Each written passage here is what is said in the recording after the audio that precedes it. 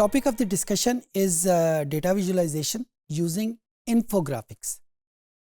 Infographics आजकल के दौर की यूजेज है. आजकल इसको बहुत ज़्यादा इस्तेमाल किया जाता है. आज से कुछ अर्सा पहले जब हम करते हैं तो इसको इतना ज़्यादा यूज़ नहीं किया जाता था. मौजूद तो ये पहले से थी, लेकिन इस्तेमाल इसका आजकल बहुत ज़्यादा शुरू हो गया. इन्फोग्राफिक्स है क्या? नाम से जाहिर है, इंफॉर्मेशन को ग्राफ्स में कन्वर्ट करना. यानी हम डेटा को कन्वर्ट नहीं कर रहे, डेटा को ग्राफ करने की कोशिश नहीं कर रहे, बल्कि इंफॉर्मेशन को ग्राफ करने की कोशिश कर रहे हैं. ये जहन में रखिएगा जब हम इसकी इंटरप्रिटेशन करने लगेंगे. इंफॉर्मेशन डेटा से एक स्टेप पहले की बात है. जब हम SPSS की मदद से या किसी और टूल की मदद से इसको करने लगते हैं तो ये जो डिस्टिंक्शन है ये बहुत इम्पॉर्टेंट रोल प्ले करती है. मैंने एक सिनेरियो आपके लिए क्रिएट किया है. आज से कुछ अर्सा पहले मुझे इत्तफाक हुआ, एक लाहौर में एक बहुत बड़ा डिपार्टमेंटल स्टोर है, उसने मुख्तलिफ पैरामीटर्स के हवाले से मुझे उसका एक इन्फोग्राफ्स या एनालिसिस करने का मौका मिला. इंफॉर्मेशन जब हम कैलकुलेट करते हैं तो उसकी बेसिक फॉर्म सेंटीमेंट एनालिसिस की सूरत में आती है कि लोग उसके बारे में पॉजिटिव राय रखते हैं, लोग उसके बारे में नेगेटिव राय रखते हैं, या लोग उसके बारे में कुछ भी नहीं बताना चाहते. फॉर एग्ज़ाम्पल किसी स्टोर में आप जाते हैं, उस स्टोर का जो एम्बियंस है, जो माहौल है, क्या आप उसके बारे में एक पॉजिटिव राय रखते हैं, नेगेटिव राय रखते हैं, या आप उसके बारे में कुछ नहीं कहना चाहते. प्राइसेस के बारे में आपकी राय किस किस्म की है? आप जो सेल्स पर्सन्स हैं उनके बिहेवियर के बारे में आपका क्या तासुर है? सो ये all these things are converted into information. दूसरा एक बहुत बड़ा इम्पॉर्टेंट फैक्टर है कि ये जो लोगों से पूछा जाता है कि आपका प्राइसेस के बारे में क्या ख्याल है, तो हम जो डेटा इकट्ठा करते हैं वो 1 2 3 की फॉर्म में नहीं करते, बल्कि उनसे ओपन कमेंट्स की सूरत में डेटा लेते हैं. कोई लोग कह सकते हैं हाँ प्राइसेस मैनेजेबल हैं, कुछ लोग कहते हैं नहीं प्राइसेस बहुत बढ़ती जा रही हैं, कुछ लोग ये कहेंगे हाँ पहले के मुकाबले में प्राइसेस बढ़ गई हैं लेकिन इतनी ज़्यादा नहीं है. अब ये देखें, प्राइसेस के बारे में ये तीनों कमेंट्स हैं जो मुख्तलिफ हवाले से शायद हम भी कहते हो, लेकिन जब हम इसका कोई एनालिसिस करने लगेंगे तो हमें बड़े प्रॉपर तरीके से इसको कोड करना पड़ेगा. अच्छा, जो हमारे पास रेगुलर तरीके हैं कोड करने के, उनको हम यहाँ पे यूज़ नहीं कर सकते. उनके लिए लाजमी है कि जिनको हम कोड कर रहे हैं वो सेम रहें. यानी मेल है तो पूरे डेटे में मेल ही हो, जहाँ पे हमें मेल नज़र आएगा वहाँ पे हम 1 लिख देंगे, जहाँ पे हमें फीमेल नज़र आएगा वहाँ पे हम 2 लिख देंगे. यहाँ पे तो कमेंट्स बड़े मुख्तलिफ किस्म के आ रहे हैं. इस वजह से हमने एक डिफरेंट किस्म के एनालिसिस का आगाज़ किया, जिसको हम आम तौर के ऊपर सेंटीमेंट एनालिसिस कहते हैं. हम उसकी पॉजिटिविटी या नेगेटिविटी के बारे में बात करते हैं, तो हम उनको कोड करते हैं कि ये जो कमेंट हुआ है, क्या ये पॉजिटिव कमेंट है, क्या ये नेगेटिव कमेंट है, या ये न्यूट्रल लेवल पे आ जाता है. बहुत ज़्यादा अरसे तक ये जो पॉजिटिविटी और नेगेटिविटी का डिक्लेयर करना ये मैनुअल होता था. लोग इसको मैनुअली करते थे. आजकल AI के टूल्स हैं जो ऑटोमेटिकली किसी सेंटेंस को देख के सेंस कर लेते हैं कि ये पॉजिटिव है या ये नेगेटिव है. लेकिन अभी वो टूल्स इतने रिलायबल नहीं हुए कि उसको हम रिसर्चेस में यूज़ कर सकें. लिहाजा ज़्यादातर ये काम आज भी मैनुअल हो रहा है. मैं आपके सामने एक फ़ाइल रखता हूँ, एक्सेल की वो फाइल है, और पहले नंबर के ऊपर उस एक्सेल की फ़ाइल को मैं SPSS में फैच करूँगा, आपको वो फाइल विजुलाइज करवाऊँगा, और फिर उसके बाद उसके ऊपर हम इन्फोग्राफिक्स या सेंटीमेंट एनालिसिस हम परफॉर्म करेंगे. आज की दुनिया में इन्फोग्राफिक्स और सेंटीमेंट एनालिसिस तकरीबन एक ही वर्ड के 2 नाम हैं. एक ही वर्ड के दो मुख्तलिफ वर्जन्स हैं। अगर हम थियोरेटिकली देखें तो इन्फोग्राफिक्स एक बहुत बड़ी डोमेन है, बहुत बड़ी दुनिया है। सेंटीमेंट एनालिसिस उसका एक छोटा सा पार्ट है, लेकिन क्योंकि ज़्यादातर सेंटीमेंट एनालिसिस ही होता है, इस वजह से हम जब भी इन्फोग्राफिक्स का नाम आता है तो उसके साथ सेंटीमेंट एनालिसिस ऑटोमेटिकली आ जाते हैं। So let's come to the SPSS and see how would we do the analysis. ये मेरे पास SPSS ओपन हुआ है। मैं यहाँ पे फाइल का बटन मैंने प्रेस किया, ओपन किया। अब डेटा मैं ओपन करूँगा और क्योंकि मेरे पास जो फाइल है वो एक्सेल की है तो मैं यहाँ पे टाइप जो है वो एक्सेल की सिलेक्ट करूँगा। एक्सेल की फ़ाइल को सिलेक्ट किया, उसके बाद मैंने जहाँ पे वो फाइल पड़ी हुई है, मेरे फाइल का नाम है सेल डेटा, तो ये मेरे पास स्टोर सर्वे के नाम का एक फ़ाइल है जो एक्सेल की फ़ाइल है। तो मैंने इसको एक्सेल में कन्वर्ट कर लिया कि ये file of the type excel है, और यहाँ पे एक्सेल की फ़ाइल जहाँ पे मेरे कंप्यूटर में पड़ी हुई थी वो मैंने कर ली। बाय द वे ये फ़ाइल आपको, क्योंकि ये ओरिजिनल डेटे के ऊपर है, ये फ़ाइल आपको आपके रिसोर्स पैक में मिल जाएगी।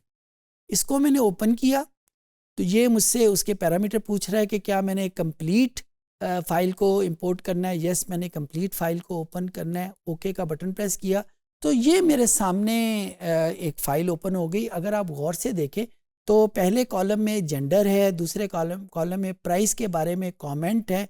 अगर आप इन कमेंट्स को पढ़ें, the prices are slightly expensive, prices are reasonable, prices are slightly expensive, prices are extremely high and unfair.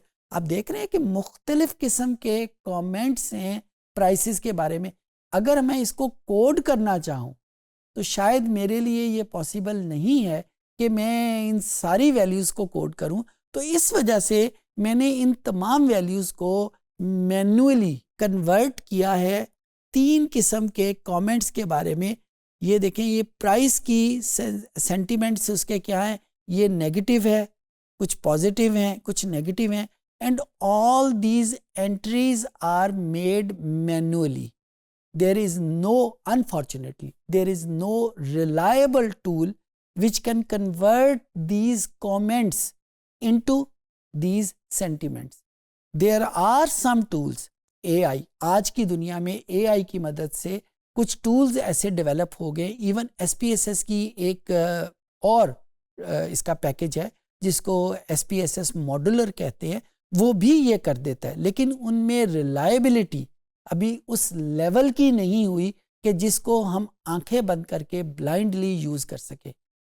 Excel का लेटेस्ट वर्जन जो आज की दुनिया में, वहाँ पे उन्होंने एक नई कमांड इंट्रोड्यूस की है जिसका नाम है कोपायलट, COPILOT, और उसका काम भी सेंटीमेंट एनालिसिस ही की तरह का है।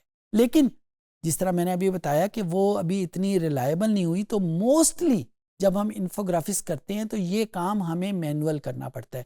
ये मेरे पास तकरीबन कोई 400 कस्टमर्स की रिस्पॉन्सेस थे जो उन्होंने मुख्तलिफ हवालों से मुख्तलिफ फीचर्स के बारे में किए, और मैंने फिर उनको बैठ के पॉजिटिव, नेगेटिव, न्यूट्रल के से कन्वर्ट किया। And here in all 1, 2, 3, 4 and 5, these 5 columns are showing all those comments either in the form of positive, either in the form of negative or neutral. So in this way मैं उनके comments को मैंने convert कर लिया। और यही फ़र्क है इन्फोग्राफिक एनालिसिस में और रेगुलर डेटा एनालिटिक्स में। रेगुलर डेटा एनालिटिक्स में मेरे पास कोडिंग की फीचर अवेलेबल होता है, मैं बड़ी आसानी के साथ उसको कन्वर्ट कर लेता हूँ। लेकिन यहाँ पे मेरे पास क्योंकि कमेंट्स हैं और उन कमेंट्स को मैं इधर इन 3 चीज़ों में, हाँ, मैं ये ज़रूर कर सकता हूँ कि पॉजिटिव, नेगेटिव और न्यूट्रल के साथ साथ मैं एक चौथी चीज़ भी ऐड कर दूँ, एक 5th चीज़ भी ऐड कर दूँ। लेकिन प्राइमरीली मेरे पास यही 3 जो मैंने इस एनालिसिस के लिए चूज़ किए वो मैं यूज़ कर रहा हूँ। So let's do the analysis. So ये वो कॉलम्स हैं जिनको मैंने कन्वर्ट करना है नंबर्स फॉर्म में, सो दैट इनके ऊपर मैं रेगुलर अपना एनालिसिस कर सकूँ। सो मैं इसमें से कोई एक वेरिएबल, लेट्स से प्राइस का वेरिएबल सिलेक्ट करता हूँ और वहाँ पे मैं एनालिसिस करता हूँ।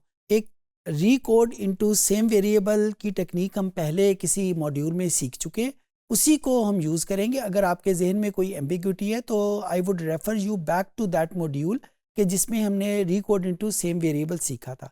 इसको मैंने क्लिक किया। अब मैंने वही वेरिएबल प्राइस सेंटीमेंट्स इसको सिलेक्ट किया और ओल्ड एंड न्यू वैल्यूज़ में न्यू वैल्यू अगर ओल्ड वैल्यू अगर पॉजिटिव है तो उसका नंबर मैंने यहाँ पे 1 कर लिया।